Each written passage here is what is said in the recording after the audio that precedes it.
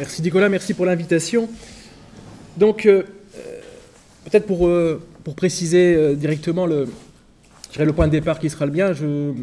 de formation, je suis issu des sciences de l'éducation et développé et obtenu un doctorat en sciences de la santé il y a quelques années, donc pas directement issu du champ philosophique, mais plutôt d'interroger dans le champ de la santé l'évolution de la formation, de la pédagogie consacrée à l'éthique, ce qui a été le cœur de mon propos. Et ce que je vais essayer ici, c'est de vous présenter finalement une réflexion sur les pratiques de formation en matière d'éthique en santé, compte tenu d'une évolution des situations, du contexte de la santé qui appelle sans doute à une nouvelle appréhension de la formation à l'éthique. Donc je vais centrer mon propos sur quelques éléments de contexte pour un peu cadrer le propos, et puis plutôt vous présenter un essai de problématisation de ce que pourrait être une formation à l'éthique en santé aujourd'hui, qui devrait s'inscrire, et c'est ça l'hypothèse un peu de fond, dans une orientation plus pragmatique et s'envisager comme une démarche collective d'apprentissage. Donc j'essaierai d'en exposer un peu les principaux fondements et d'envisager sur cette base-là ce que devraient être les conséquences, l'impact finalement de cette nouvelle manière peut-être, ou cette manière d'appréhender la formation à l'éthique en santé. Alors les éléments de contexte, ils peuvent être assez fastidieux, donc je vais essayer de les synthétiser et peut-être de m'appuyer, j'irai sur quelques ce que je qualifierais de lieux communs, c'est-à-dire de grandes idées assez largement partagées et véhiculées aujourd'hui, c'est-à-dire une évolution déjà des situations de soins qui modifient quand même assez profondément les pratiques en santé. Alors souvent on évoque les maladies chroniques, le vieillissement, situations de dépendance qui sont marquées en quelque sorte par des pathologies souvent plurielles qui ont un impact fort sur la vie des patients, qui nécessite une implication très forte des patients dans le projet thérapeutique, dans l'élaboration du projet thérapeutique, qui nécessite aussi une prise en charge souvent plus collective, et donc la mise en œuvre d'une démarche plutôt ou interprofessionnelle de soins. Et puis ces situations, et c'est surtout ça un des points à mon avis marquants, sont, j'allais dire, très marqué par l'incertitude, je dirais, inhérente à l'évolution de ces situations de soins. L'intervention de ce point de vue-là doit être très souvent actualisée, révisée, ce qui fait dire à Michel Fabre, qui est un philosophe et professeur des sciences de l'éducation en France, que dans nombre de cas, on ne connaît pas d'avance quel est le bien de la situation, et que dans d'autres cas, la visée initiale se modifie au fur et à mesure que se déroule l'acte d'évaluation. Il serait, dit-il, irrationnel, de ce fait, de s'en tenir à une fin prédéterminée sans prendre en compte la question des moyens ainsi que les conséquences possibles de l'action. Donc le propos de Fabre veut vraiment insister sur le fait que je dirais, le contexte contemporain de certaines situations de soins nécessite une réévaluation finalement des finalités et des modalités de l'intervention en santé. À cette évolution à grands traits des situations de soins, je dirais, s'ajoute aussi une évolution plus large du contexte. Alors, le contexte, c'est l'émergence ou le renforcement, plutôt, on pourrait dire, des progrès technoscientifiques et de leur impact sur les prises en charge, donc santé numérique, santé, télémédecine. C'est aussi un contexte de régulation assez forte de la santé, du point de vue des pouvoirs publics, donc en termes d'allocation des ressources, de choix de santé qui sont effectués.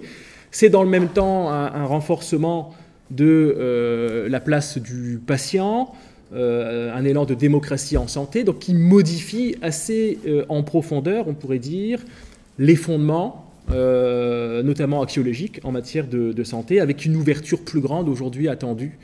en matière de participation notamment des patients, des usagers et plus largement du citoyen pour discuter des problématiques de santé. C'est donc en matière de profession de santé une refonte assez profonde de ce qu'on appelle le professionnalisme, c'est-à-dire la dimension un peu éthique de l'activité de soins, qui finalement, compte tenu de toutes ces évolutions, des situations, des pratiques et plus largement du contexte, ce professionnalisme, il doit en partie, j'allais dire, se réformer, s'actualiser Et on pourrait dire que le socle des valeurs qui fondait un peu historiquement les professions de santé doit aujourd'hui être réactualisé, que c'est aussi un des enjeux de la réflexion éthique, de contribuer finalement à l'actualisation de ce professionnalisme qui doit se développer dans une veine beaucoup plus réflexive et non plus strictement déontologique. Alors, dans ce contexte, si vous voulez, et je passerai donc du coup rapidement sur ces éléments de contexte, on a besoin, en tout cas une hypothèse que l'on pose, d'une éthique qui ne se limite pas à comprendre les enjeux moraux des pratiques en santé ou à produire un discours moral à propos de ces pratiques, mais plutôt d'une éthique appelée à devenir ce que j'appelle ici une ressource effective de l'agir en santé, pour favoriser une analyse et une évaluation critique et réflexive des modalités, des finalités, mais aussi des fondements de l'intervention en santé. Donc, à travers cette idée de tournant pragmatique, c'est vraiment l'idée d'une éthique comme ressource de l'action et non plus une éthique, on pourrait dire, discursive, qui viendrait plutôt presque a posteriori discuter de ces pratiques. Alors, l'éthique envisagée comme ressource de l'agir est donc appelée à se développer dans une veine plus pragmatique et moins strictement sémantique ou substantielle. Donc, par éthique pragmatique, j'entends ici, si vous voulez, non plus uniquement une attention portée au contenu de l'éthique, c'est-à-dire les valeurs, les principes et les normes, mais une attention renforcée aux acteurs et au contexte, et surtout aux conditions par lesquelles les acteurs vont se rendre capables d'expérimenter les conditions d'une action collective leur permettant de traiter les problèmes. C'est un peu comme ça qu'on positionne aujourd'hui l'éthique pragmatique, se rendre capable d'expérimenter les conditions d'une action collective pour traiter les problèmes. Ce tournant pragmatique ainsi, et rapidement pour le coup posé, questionne, me semble-t-il, la finalité de la formation à l'éthique. Compte tenu de cette évolution-là et de cette hypothèse d'un tournant pragmatique, ça devient quoi finalement? Ça veut dire quoi? Ça signifie quoi former à l'éthique? Selon l'hypothèse que je formulerai ici, l'éthique dans ce cadre-là s'entend plutôt comme une démarche d'apprentissage, une démarche collective d'apprentissage, puisqu'elle viserait, l'hypothèse que je vous soumets, le développement d'un certain pouvoir d'agir des acteurs, autrement dit leur capacité à s'engager collectivement dans le traitement des problèmes auxquels ils sont confrontés. En le posant comme tel, on inscrit directement ce projet de formation à l'éthique dans une perspective plus pragmatiste, au sens où il s'agit finalement d'envisager la construction de publics ou de communautés d'enquêteurs, communautés de soins, disent certains auteurs du champ. Orientation pragmatiste aussi au sens où l'idée c'est de mettre en place une dynamique de problématisation des situations problèmes, de conscientisation par les acteurs de ce qu'est leur rôle et leur posture dans ce type de situation, et qui doit les conduire à déterminer la nature des problèmes qu'ils vivent et qui doit leur permettre aussi de participer à la construction des modalités de traitement de ces problèmes. Donc, autrement dit, et j'insiste sur ce point, l'idée ce n'est pas de trop prédéterminer la manière dont on peut traiter les problèmes que l'on identifie, mais il appartient aux acteurs, il appartiendrait aux acteurs dans ce cadre-là de construire les modalités mêmes de l'enquête qui permettent de traiter ces problèmes. Quelques conséquences, j'allais dire, et fondamentales et pratiques de cette orientation pragmatique de l'éthique, c'est l'idée, dans un premier temps, je dirais, de dépasser, de ce fait, les modèles de formation à l'éthique développés dans une logique de conformation à des normes prescrites. On voit bien que toutes les dynamiques pédagogiques qui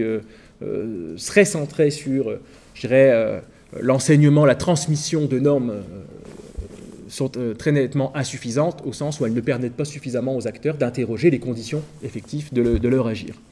L'idée, c'est aussi sans doute de dépasser des modèles qui trop strictement se développent dans une perspective, je dirais ici, compréhensive, visant la construction d'une représentation partagée de la situation problème, mais représentation partagée à partir d'un cadre de référence préinstitué. Là, encore une fois, on touche à la limite de ce type de formation qui ne permettent pas suffisamment aux acteurs eux-mêmes d'interroger les conditions de leur agir et de s'engager dans une évolution des pratiques. Donc l'enjeu, c'est plutôt d'interroger les conditions par lesquelles les acteurs vont pouvoir agir. Et je me référerai dans ce cadre-là pour essayer d'établir un peu un cadre en matière de formation et d'éthique, à la proposition de Jean-Louis Genard, qui propose finalement 4 topics pour apprécier, comme il le dit dans un article, ce qu'est un agir éthique. Il propose 4 topics qui me semblent assez intéressantes. Topic déontique, centré sur le devoir agir.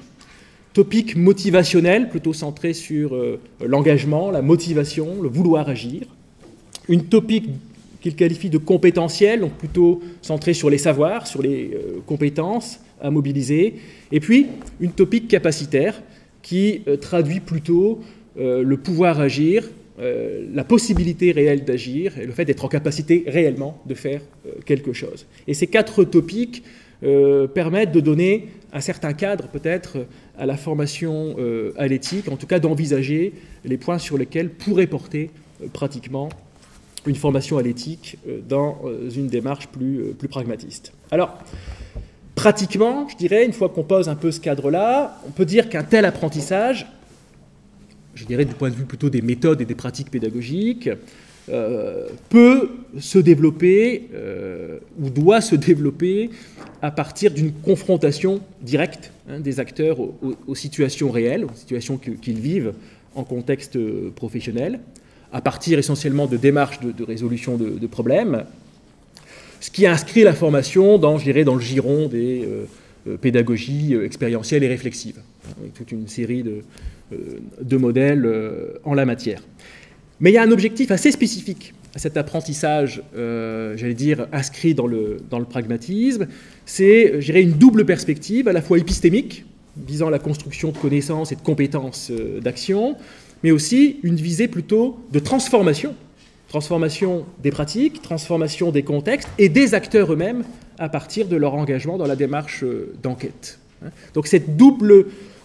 perspective épistémique et transformative me semble en partie assez bien caractériser ce qu'on entend par apprentissage dans une perspective pragmatiste. Alors, dans cette conception pragmatiste de l'apprentissage, on tend beaucoup plus vers une épistémologie des pratiques, telle que ça a déjà été abordé depuis ce matin, dans laquelle il n'y a plus de séparation stricte entre théorie et pratique, et où on essaye d'atténuer la subordination, on pourrait dire, théorie et pratique, et j'allais dire, et surtout, une perspective d'épistémologie des pratiques dans laquelle le contenu éthique se construit à partir d'une confrontation avec l'expérience vécue des sujets et de leur confrontation aux situations-problèmes telles qu'ils les vivent en contexte de pratique. Alors, un point aussi sur lequel je voudrais insister ici, par rapport au paysage, on pourrait dire, de la pédagogie en santé, pour ce qui est du domaine dans lequel j'interviens le plus, c'est qu'une telle conception, en règle générale, quand on la discute, ne pose pas de difficultés majeures, si ce n'est quand on vient aborder un point. Quand je dis que ça ne pose pas de problème, c'est sur le plan théorique, il y a souvent une adhésion, on pourrait dire, des personnes avec lesquelles on peut échanger ça, notamment dans les publics plus pédagogiques, publics de formateurs, si ce n'est qu'on en vient du coup à interroger, je dirais, les paradigmes de l'apprentissage tels qu'ils sont développés dans la formation en santé. Et actuellement, il y a un paradigme assez dominant qui est le socio-constructivisme, ça parle peut-être à certains d'entre vous, qui est une manière de penser la formation en santé sur base essentiellement, on pourrait dire, d'une interaction des acteurs au sein d'un environnement. C'est la manière dont est pensée la pédagogie en santé, dans une logique souvent dite d'alternance, entre des temps de formation et des temps de stage, et puis on dit finalement, c'est un peu l'interaction entre ces différents